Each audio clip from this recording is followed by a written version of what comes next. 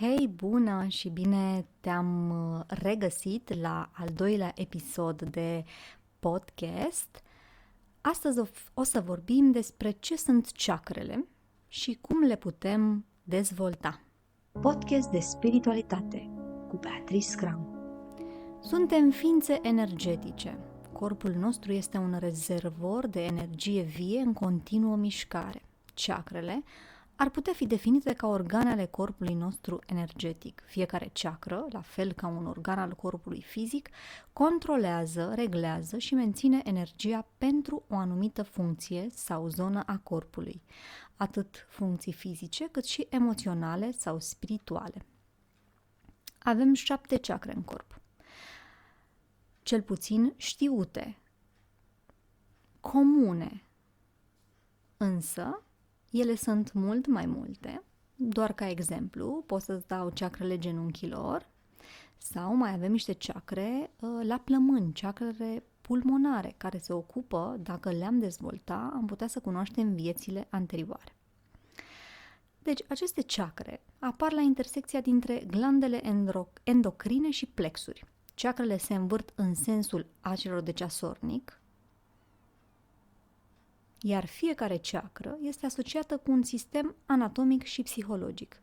Toate chakrele se află de-a lungul coloanei vertebrale. Pe coloana vertebrală a ființelor umane, în stare latentă, se află puteri divine. În coloana vertebrală sunt localizate 7 chakre principale. O să începem prin a examina centrul coccygian. În coccyx există un centru magnetic special, chakra Muladhara. Aceasta se află chiar la baza coloanei vertebrale și este situată între organele sexuale și anus. Ca idee, ca și culoare principală, este de culoarea roșie. Dar să știți că fiecare chakra, în momentul în care vă spun că are o culoare, nu înseamnă că aceea este culoarea 100%. Doar că undele de culoare, să spun, sunt predominante culoarea roșie, de exemplu, aici. În chakra Muladhara zace o putere electrică formidabilă. Vreau să mă refer clar la Devi Kundalini Shakti, la șarpele ignic al puterilor noastre magice. Indienii spun că acest șarpe este închis înăuntru chakrei Muladhara, încălocit de 3 ori și jumătate. Cine reușește să trezească această putere ignică înflăcărată, poate să umble pe ape fără să se scufunde, să zboare prin aer, așa cum au făcut-o mulți asceți mistici, atât în Orient cât și în Occidentul lumii. Trebuie să trezim această putere înflăcărată care zace, cum deja am spus, în centrul magnetic al coccisului, al chakrei Muladhara. În Apocalipsa Sfântului Ioan, această chakră este denumită Biserica din Efes. A trezi, a pune în activitate chakra Muladhara este ceva grandios. Cine reușește va dobândi puterea asupra elementului pământ și va putea să facă, să cadă o piatră cu voința ta, cu voința sa, să domine cu tremurele de pământ cu voința sa și așa mai departe. Ascetul care trezește total această chakră și se realizează profund pe lângă toate acestea, poate primi și elixirul de viață lungă, adică va putea să-și conserve corpul fizic timp de milioane de ani. Chakra Muladhara este un lotus cu 4 petale strălucitoare. Această chakră are strălucirea a 10 milioane de sori. Să studiem acum cel de-al doilea centru magnetic al coloanei vertebrale a omului, chakra Svadhisthana, care are o culoare portocalie. Această chakră se află situată la înălțimea prostatei la bărbat și a uterului la femeie. În Apocalipsa Sfântului Ioan, această chakră este cunoscută ca Biserica din Smirna. Această chakră are 6 petale minunate și înăuntrul ei există o lună în creștere de o extraordinară frumusețe. Yoginul care trezește această chakră pierde teama de apă, cucerește putere oculte și învață să manevreze creaturile elementale ale apei. Atunci va putea domina furtunile oceanelor sau să le dezlănțuie după voință. Această ceacră trezește plexul prostatic, care este fundamental în exercitarea magiei practice și pentru a învăța să cunoaștem de la distanță entitățile astrale. Yoghinul, în plus, cucerește moartea însăși prin trezirea acestei chakre.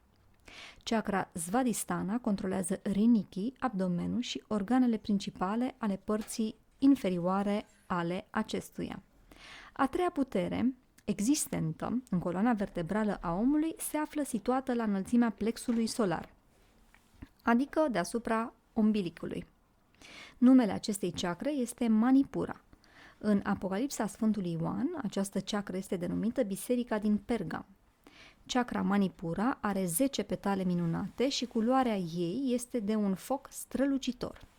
Această chakră controlează splina, ficatul, pancreasul și evident că atunci când se trezește face să intre în activitate plexurile hepatic și splenic. Acela care reușește să pună în activitate chakra Manipura nu se va mai teme de foc, va domina acest element și va putea să rămână viu printre flăcări. Yoghinii indieni care au trezit atât de minunata putere pot să ordone vulcanilor în erupție să-și înceteze activitatea și ei se vor supune.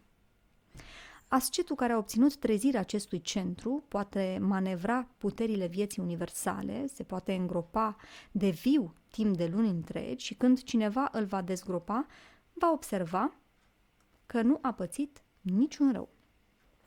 În plexul solar se află de asemenea și centrul telepatic sau creierul emoțiilor. Undele mentale ale persoanelor care se gândesc la noi ajung la plexul solar și apoi trec în creierul nostru. Astfel, deci această ceacră este antena noastră receptoare, glanda noastră pineală fiind centrul emițător. Chakra Manipura adună forțele solare și cu ele hrănește toate plexurile. Yoghinul care trezește această ceacră obține în plus și simțul telepatiei. De multe ori, când mergeți pe stradă, poate că întâlniți o persoană la care vă gândiți de câteva minute, fără îndoială că deja ați comunicat telepatic cu acea persoană. Telepatia ne permite să captăm de la distanță gândurile persoanelor. Culoarea acestei chakre este de un galben solar.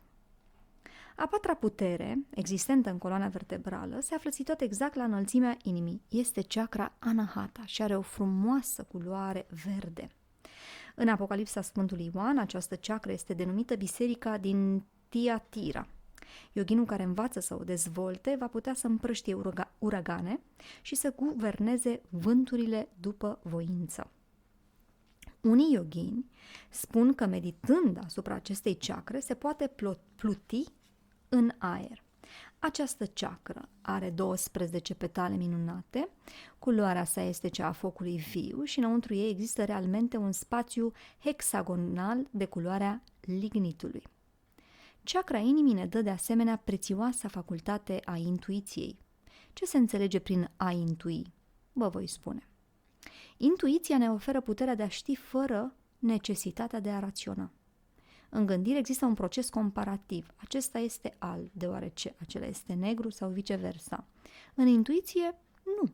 Intuiția este cunoașterea directă, fără procesul deprimant al alegerii conceptuale. Intuitivul, fără îndoială, știe să citească acolo unde maestru nu scrie și să asculte acolo unde maestru nu vorbește. Continuând cu analiza centrilor magnetice ai coloanei vertebrale, ajungem la înălțimea glandei tiroide, la laringere creator. Știm foarte bine că tiroida secretă iodul biologic foarte necesar pentru organismul uman.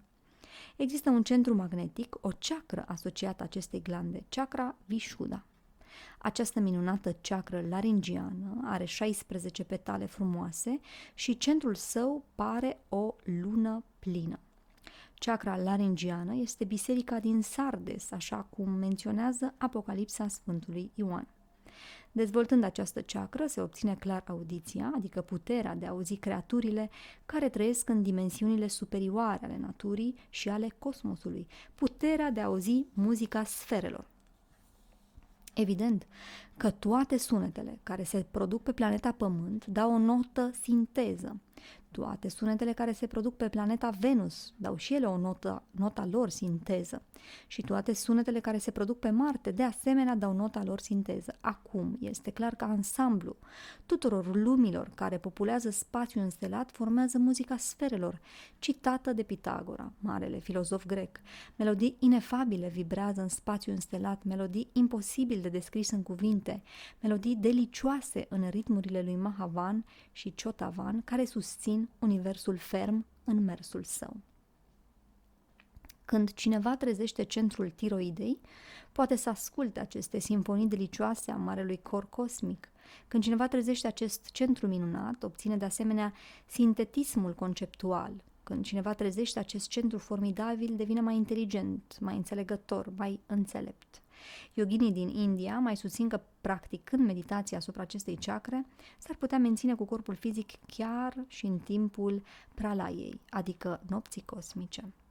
Cel care dezvoltă chakra Vishuddha poate să cunoască cel mai elevat ezoterism din toate cărțile sacre. Iar cel care dezvoltă această chakră va obține starea grandioasă de Trikala Jnana, adică acela care cunoaște tot trecutul, prezentul și viitorul. Iar culoarea acestei chakre este de un albastru. Deasupra tiroidei, la înălțimea dintre sprâncene, conectată cu glanda pituitară, vom întâlni chakra Ajna, ochiul înțelepciunii, unde locuiește Tatăl care este în secret. Această chakră are 2 petale fundamentale și multe radiații splendide. Este de o culoare alb-violet foarte pur. Acest centru este biserica din Filadelfia, citată în Apocalipsă. Puterea acestei biserici se numește clarvedere. Cu clarvederea putem să vedem corpul vital al tuturor creaturilor. Corpul care servește drept fundament corpului fizic. Putem vedea pământurile ginas, putem vedea ce se ascunde înăuntru organismului uman. Cu divina clarvedere putem așadar să vedem ultraul tuturor lucrurilor, aceia care doresc să cunoască prin ei înșiși și în mod direct ce se întâmplă când cineva moare, ce se întâmplă când cineva se naște, ce sunt misterele vieții și ale morții, au nevoie să dezvolte această prețioasă facultate. Totuși, trebuie să știm că niciun adevărat clarvăzător nu spune că este clarvăzător. Niciun adevărat clarvăzător nu spune eu văd. Clarvăzătorul inițiat spune noi considerăm. Orice clarvăzător are nevoie de inițiere. Clarvăzătorul fără inițiere este predispus să cadă în erori foarte grave. Clarvăzătorul care trăiește povestindu-și viziunile la toată lumea este predispus să-și piardă facultatea. Clarvăzătorul care vorbește mult poate să-și piardă chiar și echilibrul minții. Clarvăzătorul trebuie să fie tăcut, umil și modest. Clarvăzătorul trebuie să fie ca un copil. Ultimul vârtej energetic din acest minunat septenar glandular pe care îl studiem se află în partea superioară a capului nostru, în glanda pineală. Ne referim, bineînțeles, la chakra coroană, denumită în Orient chakra Sahasrara. Acest centru corespunde ultimei biserici citată de Apostolul Ioan, biserica din Laodicea. Această floare de lotus are 1000 de petale strălucitoare, este coroana sfinților. În chakra Sahasrara se găsește în stare latentă o facultate numită polivedere. Cu această facultate intrăm în lumile superioare, acolo unde domnește adevărul. Doar clarvederea psihică, fără dezvoltarea chakrei coroane, le-ar putea conduce pe yoghin la greșeli foarte grave. În planurile astral și mental există miliarde de magi negri care se deghizează în sfinți sau care își asumă figuri de maestri ai logii albe pentru a înșela discipolii sau pentru a dicta oracole false. Unicul mod de a ne vindeca de aceste posibile erori este să trezim ochiul de diamant, care conferă neofitului viziunea intuitivă. Clarvăzătorul care nu trezește acest tip de intuiție poate să se transforme într-un calomniator al aproapelui. Până acum am studiat caracteristicile acestor 7 chakre ale coloanei vertebrale, despre care ne vorbesc multe tradiții. Însă nu trebuie să uităm că există și alte chakre. Vreau să vă spun despre chakrele pulmonare, care există atât în plămânul drept, cât și în cel stâng. Există centri magnetici. Cele două chakre pulmonare sunt minunate. Trezind aceste chakre, puteți să vă amintiți cu exactitate existențele trecute. Reîntoarcerea și reîncarnarea sunt un fapt. Pentru unii, reîncarnarea și reîntoarcerea poate fi o teorie, pentru alții poate fi o superstiție sau orice altceva, iar pentru alții o credință. Dar pentru aceia care își aduc aminte existențele, realmente reîncarnarea și recurența sunt de fapt o realitate. Acum vreau să vă povestesc despre cum putem să ne dezvoltăm aceste chakre, cum putem să trezim aceste facultăți. Să începem prin a cunoaște câteva mantre care servesc pentru trezirea clarvederii, cel de-al treilea ochi, al glandei pituitare. Acest simț ne permite, cum am spus, să vedem ultraul lucrurilor. Este vorba despre chakra ajna, cum o putem dezvolta. Vocala fundamentală a acestei facultăți este vocala I. Pe această vocală se susțin toate mantrele relaționate cu puterea divinei clarvederi.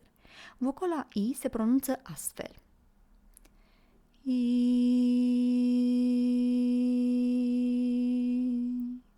Această literă se poate vocaliza de mai multe ori. Puteți vocaliza această mantră o jumătate de oră zilnic. Important este să nu obosiți. Importantă este tenacitatea. În acest fel, prieten, vă veți dobândi facultățile. Este indispensabil să fiți constanți, să aveți credință, e necesar să aveți profundă devoțiune internă. Următoarea mantră este pentru trezirea claraudiției, pentru chakra gâtului. Iar mantra este E și sună în felul următor.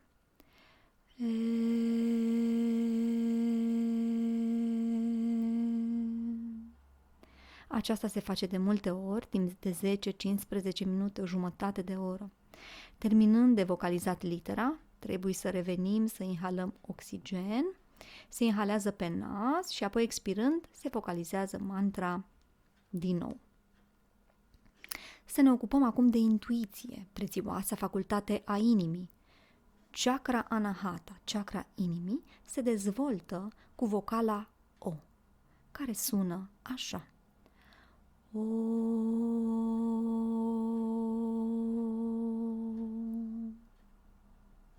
De asemenea, pentru trezirea intuiției, puteți vocaliza O combinat cu M și astfel veți obține cea mai cunoscută mantră Om. Această silabă se vocalizează astfel.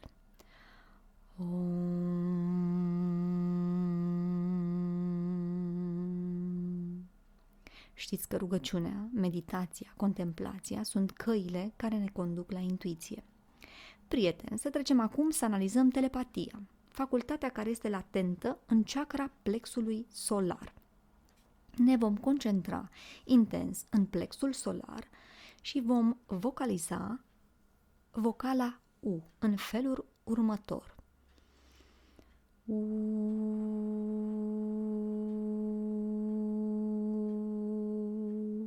Bineînțeles, de mai multe ori, de minim 7 ori, între 10 și 15 minute.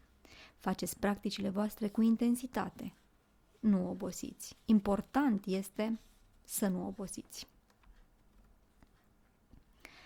Putem să ne dezvoltăm și facultatea care ne permite să ne amintim viețile noastre trecute. Cum am spus, amintirea existențelor noastre trecute apare activând în noi chakrele pulmonare. Vocala A face să vibreze intens aceste chakre. Se vocalizează astfel.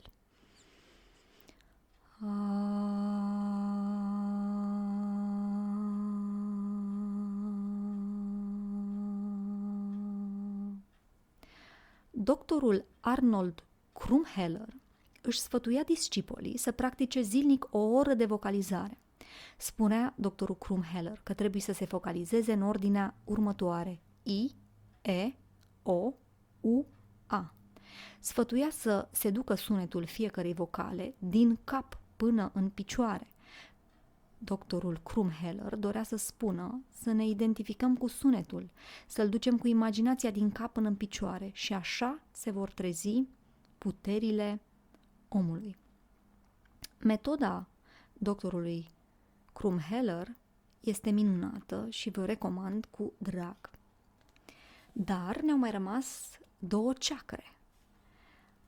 Este vorba despre chakra Svadhisthana sau chakra prostatică, iar pentru aceasta se folosește mantra M.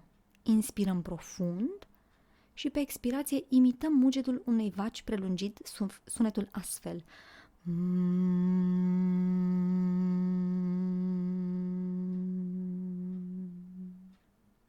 Și pentru ultima chakră, pentru chakra Muladhara, unde doarme încolăcită de 3 ori și jumătate Devi Kundalini Shakti, putem vocaliza mantra S. Această mantră se pronunță ca un șuierat dulce și liniștit. Astfel,